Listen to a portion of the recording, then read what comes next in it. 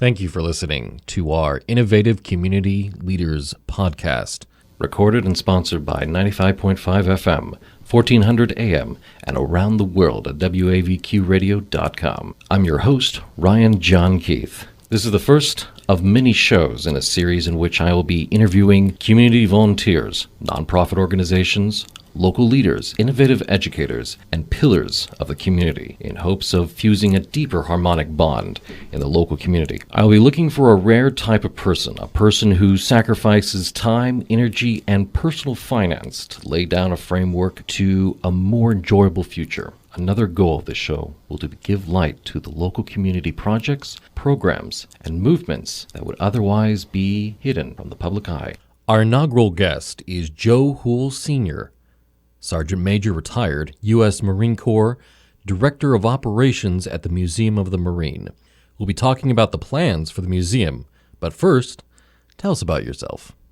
I was born and raised on a dairy farm in upstate New York, joined the Marine Corps in 1964 at the age of 18, went to Vietnam in 1966, got out of the Marine Corps in 1970 as a staff sergeant. I thought the grass was greener on the other side of the fence. I quickly found out that it wasn't. Come back in the Marine Corps in 1974 as a PFC. They took it all from me. So how did you get up to your present rank, which is Sergeant Major? A lot of hard work. Yes. I was very fortunate. When I come back in the Marine Corps in 1974, my very first company commander was also a platoon commander of mine in Vietnam. And then the next company commander that come aboard kind of took under his wing, along with some very, very great officers in 1-2, 1st Battalion, 2nd Marines, right here at Camp Lejeune. Went on a deployment as a sergeant, come back off in deployment on the staff NCO list with orders to Okinawa. Went to Okinawa, got promoted to staff sergeant. Left there, when I got there, I got interviewed to be a drill instructor. Went to Parris Island. I was very successful, made meritorious gunny. So all of my ranks coming back in the Marine Corps, from Lance Corporal to gunny, were all meritorious. Very, very fortunate. A lot of hard work. My wife did all the sewing on my uniforms. She'd no more get all my uniforms sewed up with chevron. She'd have to change it for the next one. And then I was, again, very fortunate because I had 4 years, very stellar and good assignment and good reputation. I got selected to be on the Royal Marine Exchange Program. I went to England and trained the Royal Marines for 2 years as a gunny. I had a troop officer's job there, which was phenomenal. It was absolutely, I did put 2 troops through, which I still stay in contact with quite a few. They called them nods, but the Royal Marines. I was over there during the Falkland Island campaign for the Brits. Did you go to the Falklands? No, because that would have caused an international incident if an American Marine got on the ship with him. I wanted to go, but we just didn't have that agreement to be in that conflict. The commander of the Falkland Wars, he was the senior officer on my last graduation with the Royal Marines, which was phenomenal. Matter of fact, he gave me a medal from the Commandant General of the Royal Marines for saving a Royal Marine's life while I was over there. I was, to my knowledge, I was the first and I've been only person that's ever received a Commandant General's commendation for being with the Royal Marines. Little side note, your son was a sergeant major. No. No? No. My son is a master sergeant. Master sergeant, I'm sorry. No, that's okay. He was in 03, got banged up pretty good in this last hurrah in overseas in Iraq and Afghanistan, but not wounded, but banged up some. Mm-hmm. And he was a DI also. Yes, he was. He followed my footsteps quite a bit throughout his career. He had a wonderful career. He had a tough career. And early on in his career, it was, what would your dad do? What would your dad do? You know, kind of thing. And after he made sergeant, he said, I'm not my dad. I would tell him he was his own Marine. Whatever he earned in his 21 years, he earned it himself. It wasn't because of his dad. The main reason why I have you in my studio today is that anywhere I go to get people to interview for this podcast, I mention your name or they mention your name and they know who you are.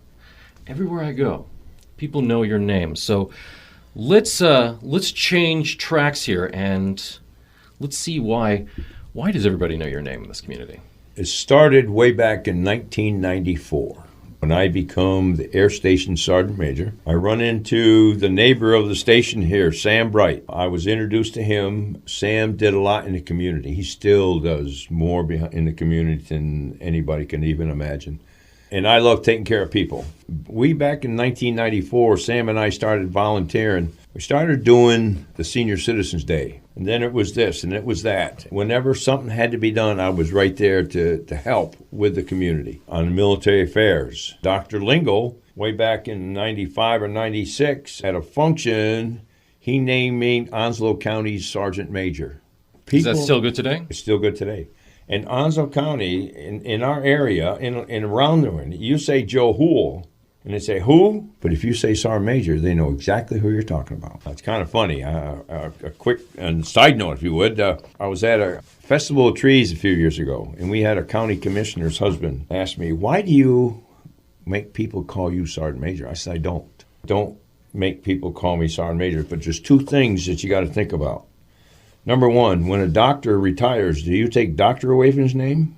No, you don't. I was at the top of my profession, and I was there for 12 years. The other thing is, if you say Joe Houle in our community, nobody knows who they're talking about. If you say Sergeant Major, they know exactly who you're talking about. Wait, you were at the Sergeant Major rank for 12 years? Yes, a third of my career. I retired in 32 years. How old were you when you made gunny? 32. All right, let's go ahead and get to the meat and potatoes of this situation. It's hollow ground. What better place to put a museum over there on the Lejeune Memorial Gardens? We feel putting a 40,000 square foot museum over there that represents the Marines and the sailors that has gone through the Carolinas since 1941 to show... That must be a lot.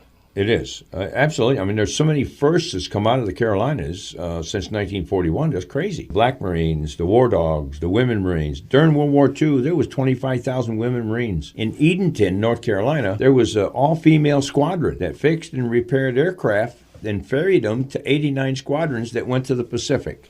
The museum, like I said, is going to be a 40,000 square foot museum with three main galleries. There's going to be a Corps and Carolina gallery, which will cover the Marines and the communities in both North and South Carolina, the Carolina MAGTF. We have a bus, 1934 GMC bus that was actually used for working and take Marines on the weekends to Liberty to Wilmington. That will be in that gallery. In the World Wars gallery, that will cover the Marines that trained here from 1941 to present.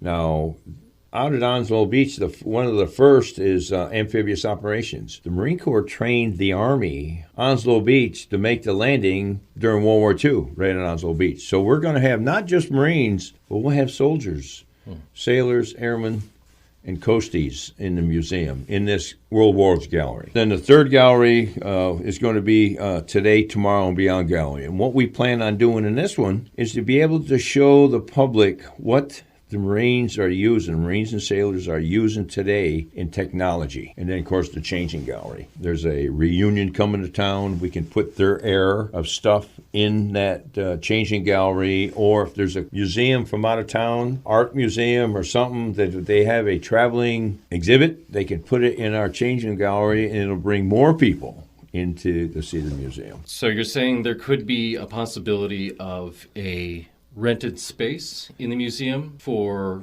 like a convention center? Oh, yes. There will be, we'll have a room to seat anywhere from 350 to 400 people at a set-down dinner. We'll be able to have, during our great hall, we'll be able to set down seats for people to come to town to give lectures, classes, weddings, retirements, graduations, and things like that. Yes, sir. Why are you doing this? Shouldn't you be on a beach enjoying your retirement? Well, that's kind of a long story. The short story is that I was the base sergeant major here in the late 90s with one of the finest generals I ever had the opportunity to work for, and that was General Ray Smith, E. Toole Smith. And Miss Colleen, God love her, was his wife. She's done passed now. She had told the general that when he retired, he needed to build a museum. The general called me. I was the Sergeant Major of Marine Forces Atlantic at the time. And he called me and he asked me what I was going to do when I retired. And I told him a little of nothing. At the time, I owned a boat. I said, I'm going to get on the boat. I'm going to go north until it gets too cold. Then I'm going to turn around. I'm going to go south until it gets too hot. And all my checks is going to the bank. And I said, why? He says, I want you to retire, come back to Jacksonville, and build this museum. And I promised Miss Colleen that I would build this museum. Now, when I started, I couldn't spell museum. Now I are one. For our Corman listeners, is there going to be an exhibit for Corman? There definitely is. Now, we have, as you probably already know, there is a Corman Memorial Foundation right here, and I'm one of the plank owners. It was put together by the Purple Heart 642 here in Jacksonville. And we will have a Corman Memorial on the ground. But they'll also, throughout, because of Corman, if it wasn't for you guys, there's a lot of us who wouldn't be here today. So there's going to be Corman throughout the museum. The only reason I ask that, other than the fact that I'm a Corman, my wife's a Corman, and everybody on Facebook that I have friends with are Corman, except for my Marines, is that I didn't feel as though Corman were adequately represented in Quantico. You're absolutely right. Because there was just one statue, and that was it. That's right. In our storyline, Corman are big. The difference between the National Museum and our museum, which we will complement the museum in Quantico, is that our museum is about the Marines and the sailors from the Carolinas from 1941 to present, not 1775. And it's all about what the Marine Corps has done, not about what individuals have done, not about the people like Gunny Gonzalez, who was the Medal of Honor recipient over here on the base, and the street is named after him. That's what we're going after. Now, how can our listeners help? With the museum, there's a number of things. We have a program called Friends of Friends. There's a lot of people that's going to be listening to your program who has an uncle or a grandfather or just a neighbor that they know that has a big bank book that could have naming rights of the museum. One of the galleries could be named after him, or one of the exhibits could be named after him. The whole building could be named after him for $10 million. Of course, we are selling bricks. We're still selling bricks. That's going to go into walkways. And where can a normal citizen go and buy these bricks? Right on our website, museumofthemarine.org. Can you say that one more time? Museumofthemarine.org website. And at the end, you can donate or you can buy a brick. Okay. Now, what is your goal, your individual goal for this community? My goal is to get people involved. Do you feel people are not involved enough? No, they're not. There's a handful of people that do 85 or 90% of the things that goes on in our community. Whenever you go to an event, there's always the same handful of people that's doing 80% of the work. What's your goal? My goal, number one, is to get this museum built. In my lifetime, I want to be able to walk across that bridge that's happening in phase 1 right now and walk through the front hatch. We have a world-class museum here in Jacksonville, North Carolina. We had an elected official one time here in town. The comment was, it's just Jacksonville. It's not just Jacksonville. This is a place of core community, honor, traditions. I can remember back in 1964 when I come here, bus rides was 10 cents. Movie theater was a quarter. There wasn't much here, but there is now. So you're saying Jacksonville has a lot of potential. It just needs more community support. It does. It needs that, and it needs some industry. If we had some more industry here in our community, that would help us. You have this great love for your community, great love for the Corps. How come you are not an elected official? I don't want to be an elected official. They would not want me as an elected official. Why?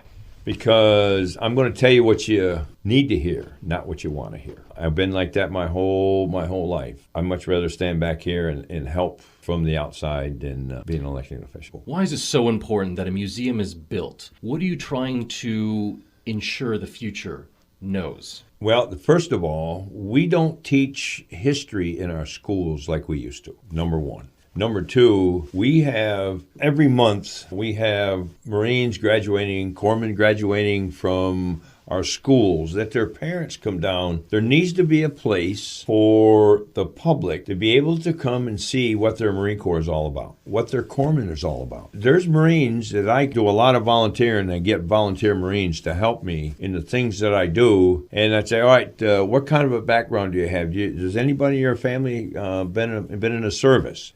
And probably over half of our young men and women is coming to service. I'd probably say 75%. Their family had nothing to do with the military until he or she had joined the service.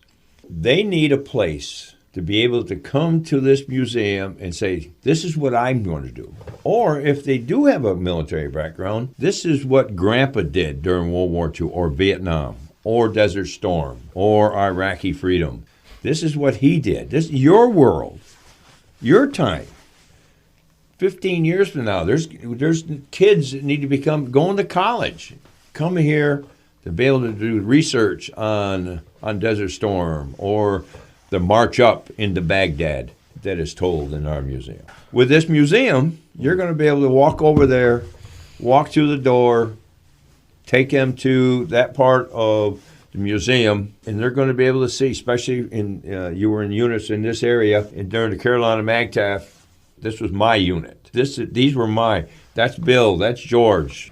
When shaping a community that's not so much divided, but separated in civilian and military, where does the responsibility lie for community pride or community innovation?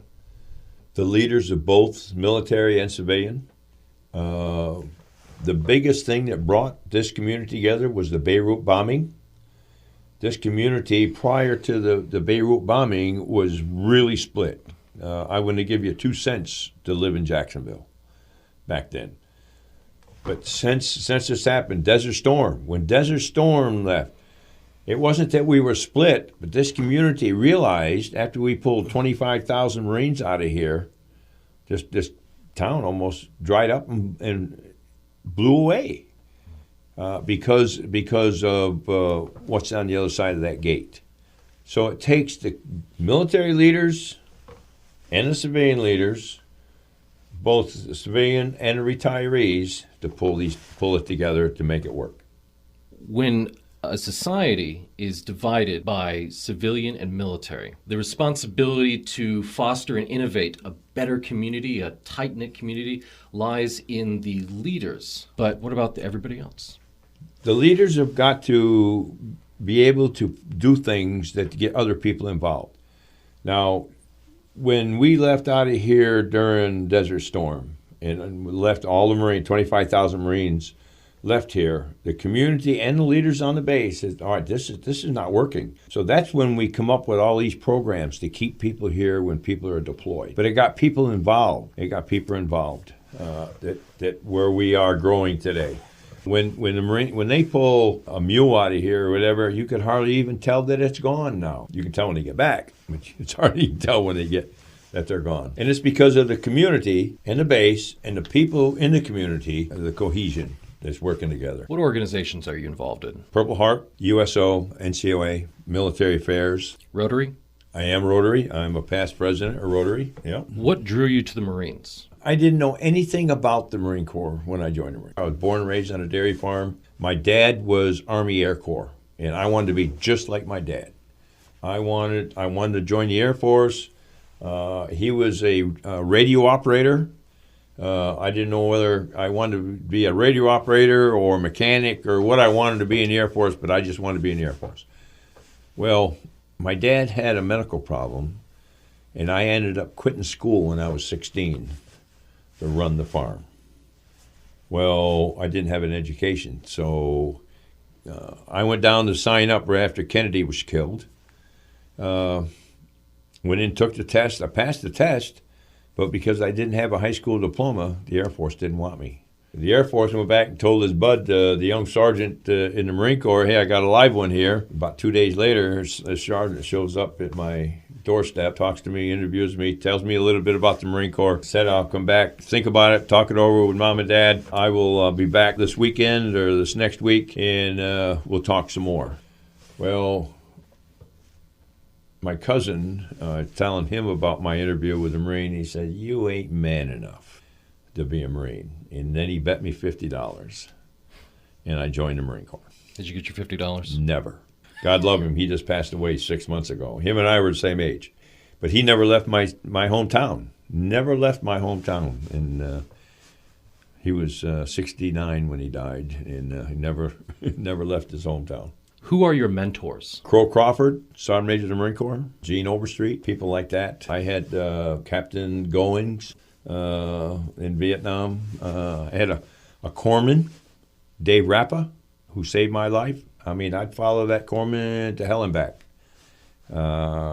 He was as much of a Marine, if not more of a Marine, than over half of the Marines we had in our unit during Vietnam. Just to illustrate what he means by that, when I was in Afghanistan, my Marines would constantly remind me I was a Marine until somebody got hurt. Exactly. Very briefly, tell me your personal philosophy. My philosophy about life and about everything else is to treat people like you want to be treated. Don't wait for something to happen. Love people. I mean, I love to work. I love to take care of people. What is community pride? Definition, your words. To be able to brag about your community. To be able to walk outside in the morning and say, I really want to go to work. I really want to go downtown. I want to go to the oldest USO in the world. I want to go to this meeting at the City Hall. I want to build this museum. I want to be able to have something in our community that is world class so for people to come and see. What would you like to see changed about our community? I would like to see more people get away from I and get into we. There's too many people in our community that's, well, I, me, or they're in, what's in it for me? They won't volunteer or they won't do something unless they get a payoff. Or what's in it for me? And that drives me absolutely crazy. To substitute that motivation, what can I get out of it? What would be a major push for people to get out of the house and get involved? A sports arena. Something here where they could go to watch a soccer game or a football game or a baseball game outside of their home. That would get them more involved. That would get them out of the house to be able to do something besides watch the boob tube. But that is a major problem. A lot of people are stuck to their TVs or their internets or their video games. People say there's nothing to do in our community. When I was, especially the Marines, when I was the base sergeant major, I had told my family that I am not going to leave the base unless it's for official business for 6 months. And in that 6 months, I went fishing, boating, bowling, archery, went and had a steak, went canoeing, kayaking.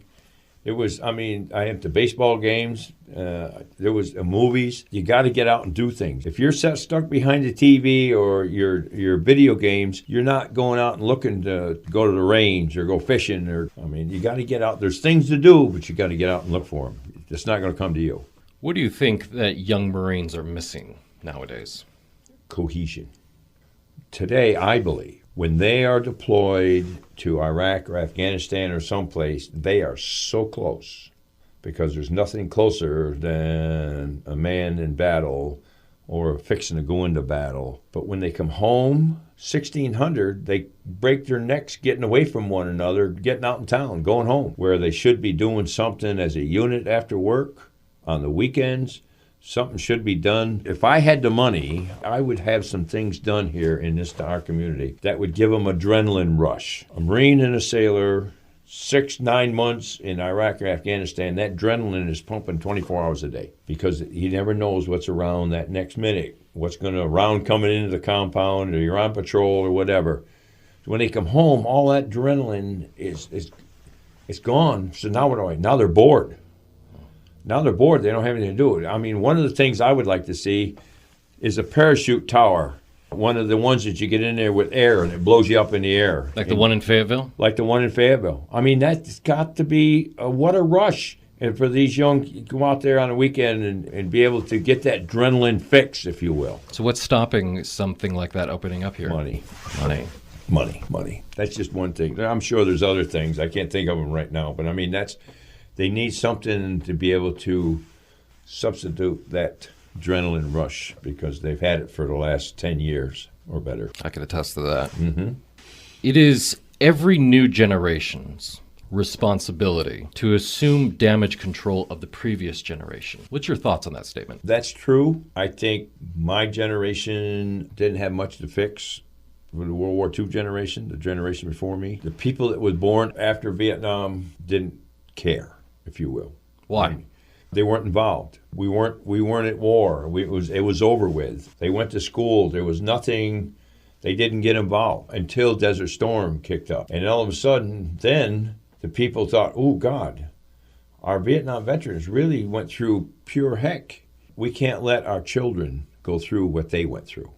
So then they started picking up the pace and started taking care of, especially us Vietnam veterans. There was no way that I want today's Marines, soldiers, airmen, to go through what I went through when I come home and got spit at because I was a baby killer in Vietnam. Just say what's on your mind. Anything that you feel that this public needs, or something that needs to be stressed, or something about the museum. Just I think what needs to be stressed is that I never cared, or did I get involved with my friends during the Vietnam era until I turned 55 years old.